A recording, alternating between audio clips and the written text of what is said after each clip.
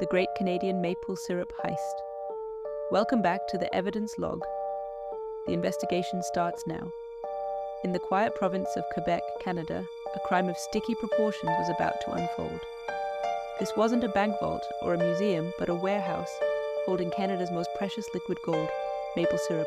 The Federation of Quebec Maple Syrup Producers maintains a strategic reserve, and between 2011 and 2012, thieves orchestrated one of the most audacious heists in history. The criminals were clever. Over several months, they secretly siphoned off nearly 3,000 tons of maple syrup from barrels stored in a rented facility.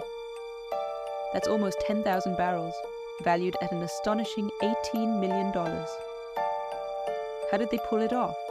They would transport the stolen barrels to a secluded sugar shack, empty the valuable syrup, refill the barrels with water to avoid suspicion, and then return them to the warehouse. It was a masterpiece of logistical deception.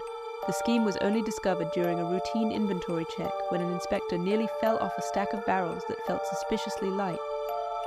He tapped one, and instead of the expected dense thud, it echoed like an empty drum. The jig was up.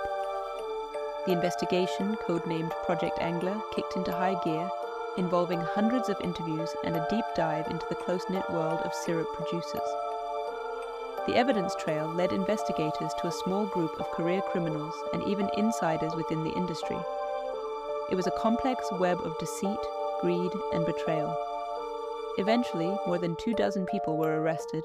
The ringleader, a man named Richard Valliere, was found guilty and sentenced to 8 years in prison, along with a hefty fine. While most of the stolen syrup was never recovered, having been sold on the black market in the United States and abroad, the case served as a bizarre reminder that high-stakes crime can happen in the most unexpected of places.